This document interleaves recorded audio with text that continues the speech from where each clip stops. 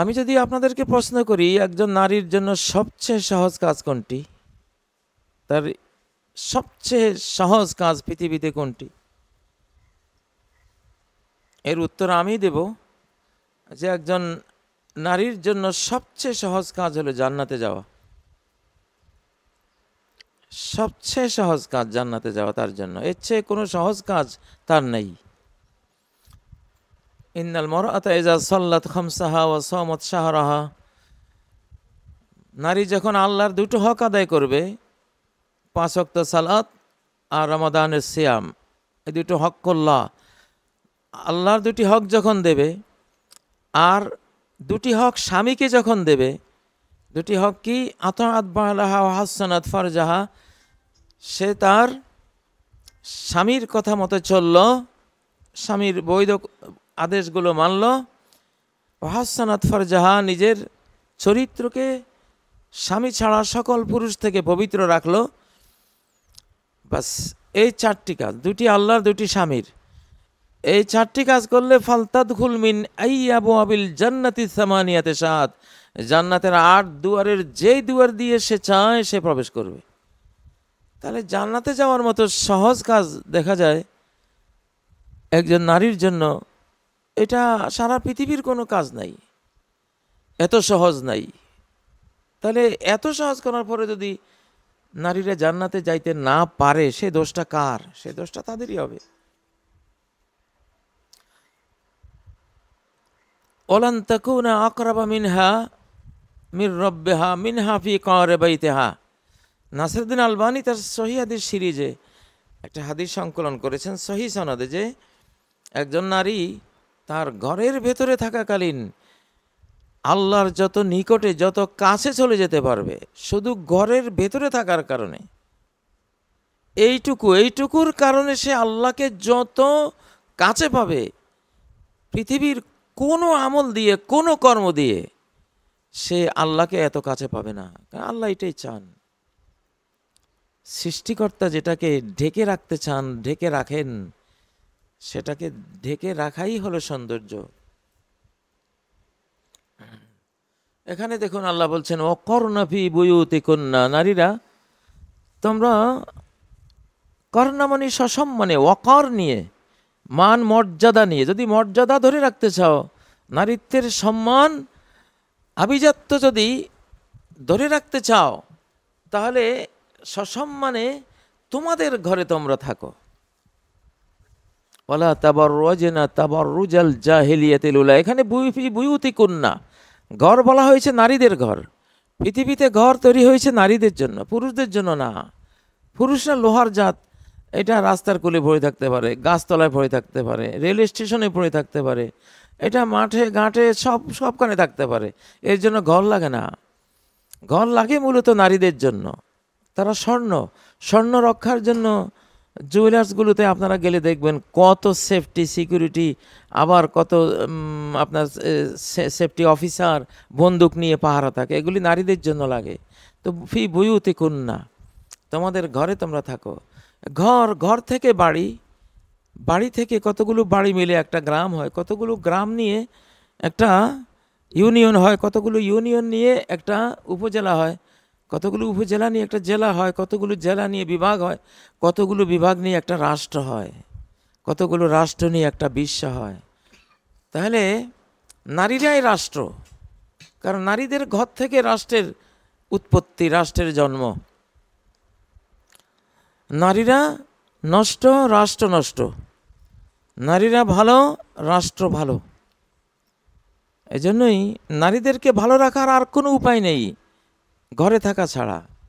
হযরত ফাতেমা রাদিয়াল্লাহু তাআলা আনহাকে হযরত আলী প্রশ্ন করেছিলেন, একজন নারীর জন্য কয়টি নিরাপদ বাড়ি আছে? তিনি বললেন, বাইতু আবিহা, তার বাবার বাড়ি, ও বাইতু জাওজিহা, দ্বিতীয় তার স্বামীর বাড়ি, ও কবরুহা, 3 নম্বর হলো তার কবর।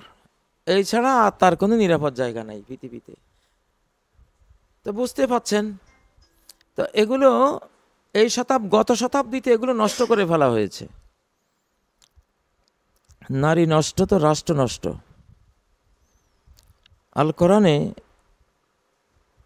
নিসাউকুম হারসুল লাকুম, তোমাদের নারীরা তোমাদের খামার, তোমাদের ক্ষেত, মানে ভূমি, মানব ভূমি, মানব জমিন, মানুষ তৈরির ভূমি হলো মা জাতি। মানুষ জন্ম হয় তাদের কোলে, তো এই জন্য তারা হলো মানব ভূমি। আর মাটি হলো, মাটিও একটা ভূমি, এটা ফল ফসলের ভূমি, আমাদের বসবাসের ভূমি। কিন্তু এই ভূমির চেয়েও, ফসলের ভূমির চেয়েও অনেক উন্নত মর্যাদাপূর্ণ হলো জননীরা, যারা মানব জন্মের ভূমি। এজন্য পৃথিবীতে কোনো ফাদারল্যান্ড নাই, আছে কি মাদারল্যান্ড, মাতৃভূমি। পিতৃভূমি বলে না কেউ। আল্লাহ তাআলা আসলে মায়ের জন্য রাষ্ট্র ব্যবস্থা দিয়েছেন। তো মুসলিমরা রাষ্ট্র হারিয়েছে যখন নারীদের সম্ভ্রম নষ্ট করেছে, তখন সাম্রাজ্য হারিয়েছে যখন নারীদের ইজ্জত হারিয়েছে। তখন এই যে প্রায় ২০ বছর যুদ্ধের শেষে আফগানিস্তান স্বাধীন হলো, বিশ্বের ৫২টা দেশকে মেরে ওরা স্বাধীন হলো। শতাব্দী শেষে আল্লাহ তাআলা আফগানিস্তানকে একটি ইসলামিক রাষ্ট্র উপহার দিলেন, ইসলামিক ইমারত উপহার দিলেন। কেন? এই প্রশ্ন যদি আমি করি যে কত মুসলিম জাতি আছে, আল্লাহ কেন শুধু আফগানিস্তানকে পছন্দ করলেন? কারণটা কি ছিল? এখানে সবচেয়ে বড় কারণ ছিল আফগান মায়েরা ভালো। আফগানিস্তান প্রথম মুসলিম এমারা শতাব্দী শেষে পাওয়ার পিছনে সবচেয়ে বড় কারণ হলো সারা পৃথিবীতে আফগান মায়েদের মতো সচ্চরিত্রা পবিত্রা মা কোনো জাতির কাছে নেই। ওরা এখনো তাদের সম্ভ্রম রক্ষা করে তাদের ঘরের অভ্যন্তরে, কিন্তু সেখানে তারা শেখে, পড়াশোনা করে, ইজ্জত রক্ষা করে। আপনারা জানেন আফগান মায়েদের মতো মা সারা পৃথিবীতে নাই এখনো। আল্লাহ এটাই পছন্দ করেছেন, কারণ মাই রাষ্ট্র। মা থেকে মাদার ল্যাঙ্গুয়েজ। পৃথিবীতে কোনো ফাদার ল্যাঙ্গুয়েজ নাই, সব মায়ের ভাষা বলা হয়। পৃথিবীতে ফাদার ভূমি নেই, ফাদার ল্যান্ড নাই, সব মাদার ল্যান্ড, মানে মা কেন্দ্রিক। যে জাতির মা ভালো সেই জাতির রাষ্ট্র ভালো, যে জাতির মা খারাপ সে জাতির রাষ্ট্র খারাপ। যেই পুরুষরা নারী জাতিকে ইজ্জত দেয় না, তাদের সম্ভ্রম লুট করে, সেই পুরুষ জাতিকে আল্লাহ রাষ্ট্র দেন না। বাংলাদেশে 1975 সালে যে এই যে 15ই আগস্ট, আজকে 15 আগস্ট না 16 আগস্ট, যে 15ই আগস্ট যে পালন করা হয়, কেন হয়েছিল? ওই নারী কেলেঙ্কারি থেকে। মেজর ডালিমের স্ত্রীর সাথে যে কেলেঙ্কারি হয়েছিল, তার সম্ভ্রম নষ্ট করার যে কাহিনী আমরা শুনি, আরও বহু পর্দার অন্তরালে এমন কাহিনী ছিল। যারা করেছে তাদেরকে আল্লাহ তাআলা একেবারে ক্ষমতার মস্তক থেকে বিতাড়িত করে দিয়েছেন। 2024-এর 5ই আগস্ট যদি আমরা দেখি যে এত করুণভাবে এরা কিভাবে হারিয়ে গেল এত শক্তি থাকতে, এখানেও আমরা দেখব ধর্ষণের সেঞ্চুরি মূল কারণ ছিল। প্রত্যেকটি অফিসে তাদের গোপন কক্ষ নারী নির্যাতনের জন্য। আল্লাহ তাআলা খুব ঘৃণা করেন যারা শক্তি পেয়ে নারী নির্যাতন করে, এদের রাষ্ট্র শক্তি আল্লাহ রাখেন না, বিতাড়িত করে দেন। সোভিয়েত ইউনিয়নে এত বড় সাম্রাজ্য ছিল, 60 বছরে উড়ে গেল, খান হয়ে গেল। মূল কারণ ছিল নারী নির্যাতন। তারা নারীদেরকে বৈধ বিবাহ বন্ধনের কোনো সুযোগ দিত না। নারীরা বাজারের পণ্য, যেখানে যার সাথে থাকতে চায় তা থাকবে, জারজ সন্তান উৎপাদন করবে। সোভিয়েত ইউনিয়নের সবগুলো সন্তান ছিল জারজ। এমনভাবে তারা নারীদেরকে নষ্ট করেছিল। আল্লাহ 60 বছরে তাদের সাম্রাজ্য একেবারে ধুলোয় মিশিয়ে দিয়েছেন।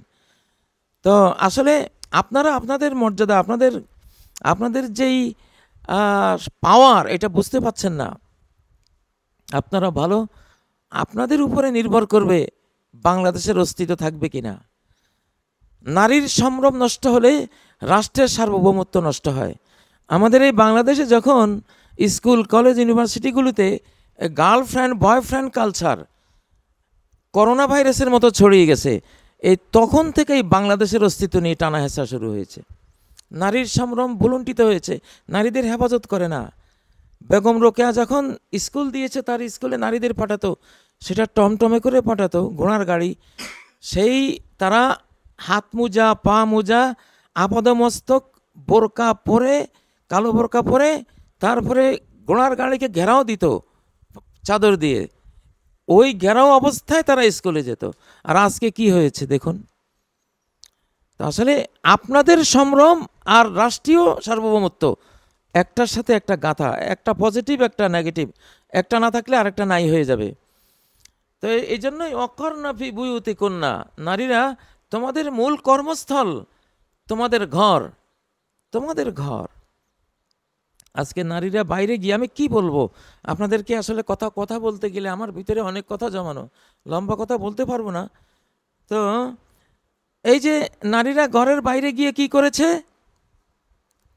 আপনারা দেখেনি, রাস্তাঘাটে কতগুলো পর্ণ ছবি, তারা পর্ণ ছবি হয়েছে, সব তো আপনারা জানেন। তারা বহির্মুখী হওয়ার কারণে কি হলো, আজকে আমি ঢাকা যখন আমার পিস ইন্টারন্যাশনাল স্কুলে ছাত্র ভর্তি করতে যাই, দেখি সপ্তাহে 2-1 করে মা আসে, বাবা আসে অ্যাবনর্মাল শিশু নিয়ে। পরপর 3 দিন 3টা ফ্যামিলি আসলো অ্যাবনর্মাল 3টা শিশু নিয়ে। পরের দিন আসলো একজন 11টা বাচ্চা অ্যাবনর্মাল, মানে 2-3টা পরিবারের সম্ভবত। তো আমি পরিসংখ্যান করে দেখলাম প্রতি 4টা শিশুতে একটা প্রতিবন্ধী, অটিস্টিক, অ্যাবনর্মাল। কেন হয়েছে? মা নষ্ট। নষ্ট মায়ের ঘরে নষ্ট সন্তানই তো জন্ম হবে। কি বলবো, আপনারা যদি আল্লাহ আলী হন, আপনাদের মতো আল্লাহর কাছে যাওয়ার ক্ষমতা পুরুষদেরও নাই। মায়েরা যদি সামান্য আমল করে আল্লাহতে খুশি। আমরা পুরুষরা 5 পারা পড়ে যা করতে পারি, আপনারা 1 পাতা পড়লে আল্লাহ তা দিয়ে দেবেন। এত সহজ। শুনলেন এত, আপনাদের জন্য জান্নাত কত সহজ, মাত্র 4টা কাজ, 2টা আল্লাহর, 2টা স্বামীর, 8 দুয়ার খোলা। আর আমাদের জন্য 30 পারা কোরআন বাস্তবায়ন করতে হবে। হ্যাঁ, আপনারা সব কাজে পুরুষদের সঙ্গী থাকবেন, সব আমলে, সেটা আছে, কিন্তু সেটা দায়িত্ব হিসাবে না। তো বর্তমান আধুনিক যে সিস্টেমগুলো পৃথিবীতে আসছে, নারীদেরকে নষ্ট করে গোটা মানব জাতিকে নষ্ট করে দেওয়া হয়েছে। এখনই 100 শিশুর মধ্যে 25টা অ্যাবনর্মাল, পাগল। তাহলে তো পাগলের দেশ, পাগলের পৃথিবী হয়ে যাবে। কি হবে পৃথিবীর অবস্থা? আমার শিশুকালে একটা অটিস্টিক, একটা প্রতিবন্ধী, আমি নামটাই শুনি নাই এই শব্দের। প্রতিবন্ধী আবার কি? গ্রামে হাজার হাজার শিশু, আমরা কিশোর তরুণ, একটাও তো এইভাবে পাগল প্রতিবন্ধী আমরা দেখি নেই। কারণ মাগুলি ভালো ছিল। বানু উম্মাহাতিন লাম তুদান্নাস হুজুরুহা, এগুলি এমন মা যে মাগুলির কোল কখনো অপবিত্র করা হয়নি। এই সব মায়ের ছেলেরাই প্রতিভাবান হয়, তারাই সুস্বাস্থ্যবান হয়, তারাই ব্রেইনি হয়, ইন্টেলেকচুয়াল হয়, স্মার্ট হয়। তো আপনারা ভালো হন। ভালো হওয়ার প্রক্রিয়া হলো অকর্ণা ফি বুয়ুতিকুন্না। আপনাদের ঘরকে আপনাদের কর্মস্থল বানান, বাজার না, পথঘাট না। এগুলি নিয়ে অনেক সায়েন্টিফিক গবেষণা আছে যে মায়েরা বাইরে গেলে কি হয়, কি ক্ষতিটা হয়।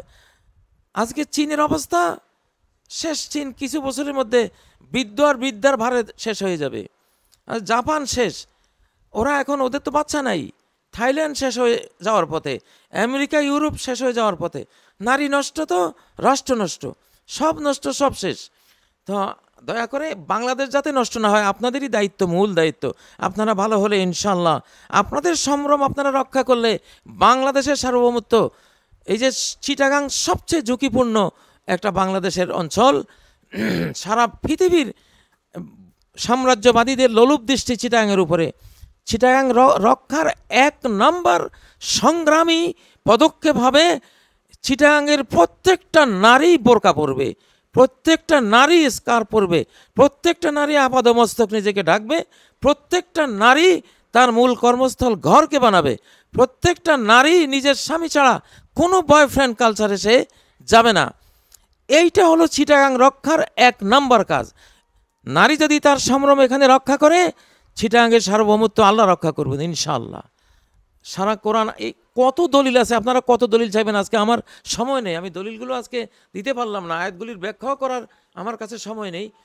তো যাই হোক, এখানে এই একটা আয়াত অকর্ণা ফি বুয়ুতিকুন্না ওয়ালা তাবাররাজনা তাবাররুজাল জাহিলিয়াতিল উলা, প্রথম জাহেলিয়ত অন্ধকার যুগের নারীদের মতো তোমরা রূপ দেখিয়ে বাইরে বেরিও না। তাহলে এই যুগটা জাহেলিয়তে সানিয়া, দ্বিতীয় জাহেলিয়তে চলছি। আগে জাহেলিয়তের নারীদের মতো এরাও এখন ঘরের বাইরে চলে গেছে। অনেক কথা আছে এই ছোট্ট কথার ভিতরে, সেটা সময় নেই। ও আকিমনা সালা, সালাত কায়েম করো। ও আতিনা জাকা, জাকাত প্রদান করো। ও আতিন আল্লাহ রাসূলা, আল্লাহ আল্লাহ রাসূলের আনুগত্য করো, কথা মানো। ইন্নামা ইউরিদুল্লাহু লিইউযহিবা আনকুম রিজসা, আল্লাহ চান তোমাদের থেকে অপবিত্রতাকে দূর করতে। আহলাল বাইত, হে পুরবাসিনীরা, ঘরবাসিনীরা, আপনারা ঘরবাসিনী, আপনারা আহলুল বাইত, আহলুত তারিক না, আপনারা রাস্তার কন্যা না, আপনারা ঘরের কন্যা। ঘর আপনাদের মূল কর্মস্থল। নবীজি সহিহ বুখারীর একটি হাদিসে রয়েছে, অল মারআতু রাইয়াতুন ফি বাইতি যাওজিহা ওয়া হিয়া মাসউলাতুন আন রাইয়াতিহা। কিতাবুল জুমার হাদিসটি, ইমাম বুখারী জুমা পর্বে হাদিসটি বর্ণনা করেছেন, সহিহ হাদিস। একজন নারী, সে দায়িত্বশীলা কোথায়? স্কুলে, কলেজে, রাস্তায়, অফিসে না, সে হলো দায়িত্বশীলা ফি বাইতি যাওজিহা, তার স্বামী গৃহে। ওয়া হিয়া মাসউলাতুন আন রাইয়াতিহা, কিয়ামতের দিন তাকে স্কুল, কলেজ, রাষ্ট্র, সে কি সচিবালয়ে গেল কিনা, না বিদেশ করতে গেল, এগুলি ফালতু জিনিস, এগুলো নিয়ে প্রশ্ন করা হবে না। সে স্বামীর ঘরে কি করেছে এটা নিয়ে জিজ্ঞাসা করা হবে। স্বামীর ঘরে সন্তানদেরকে কিভাবে লালন পালন করেছে। আজকে আমাদের সন্তানরা মা বাবা থেকেও এতিম। হ্যাঁ, প্রকৃত এতিমকে, ইন্নাল ইয়াতিম আল্লাজি তালকা লাহু উম্মান তাখাল্লাত আও আবান মাশগুলা। প্রকৃত এতিম এই যুগে ওই শিশু নয় যে শিশুর মাও নাই, বাবাও নাই, কিন্তু সমাজ তাকে লালন পালনের দায়িত্ব নিয়েছে। একটা বিদ্যালয়ে সে পড়ে, যেখানে প্রিন্সিপাল আছে, ভাইস প্রিন্সিপাল আছে, সব আছে। তো সে এতিম না এই যুগে, যদিও সেও এতিম, কিন্তু তার চেয়ে বড় এতিম হলো ওই এতিম যার মাও বেঁচে আছে, বাবাও বেঁচে আছে, কিন্তু মাও অফিসে গছ ছাড়া, বাবা তো গছ ছাড়া আছেই। উম্মান তাখাল্লাত আও আবান মাশগুলা। অতএব প্রকৃত এতিম, মা বাবা বেঁচে আছে কিন্তু কেউই ঘরে নাই। মাও চাকরি করে, বাবাও চাকরি করে, আর ছেলে মেয়েদেরকে রেখে গেছে টিকটকের কাছে, ওই ওই ওই গৃহ পরিচারিকার কাছে। ওরা যা ইচ্ছে তাই বানিয়ে লাইফ মার্ডার করে দিচ্ছে। তো আপনারা ভালো হন, আপনারা যদি সম্ভ্রান্ত হন, রাষ্ট্র তার সার্বভৌমত্ব রক্ষা করবে। সারা কোরআনে নারীদেরকেই দায়িত্ব দেওয়া হয়েছে সবচেয়ে বেশি। কোরআনের নারী সূরার মধ্যেই সাম্রাজ্যের কথাগুলি এসছে। সাম্রাজ্যের কথা যেখানে আসছে আমি দেখি আশপাশে সব নারীর কথা। ফাত্তাকুদ দুনিয়া ওয়াত্তাকুন নিসা, নবীজি বলছেন, সহিহ বুখারীর হাদিস, যে দুনিয়ার সম্বন্ধে সতর্ক থাকো আর নারীদের সম্পর্কে সতর্ক থাকো। হ্যাঁ, মানে দুনিয়াও একটা পৃথিবী, নারীরা আর একটা পৃথিবী, দুইটা পৃথিবী যেন। নারীর পৃথিবী ঠিক থাকলে এই মাটির পৃথিবী ঠিক থাকবে, নারীর পৃথিবী নষ্ট হলে মাটির পৃথিবী নষ্ট হয়ে যাবে। আল্লাহ আপনাদের তৌফিক দান করুন। সুবহানাকাল্লাহুম্মা ওয়া বিহামদিক, আশহাদু আল্লা ইলাহা ইল্লা আনতা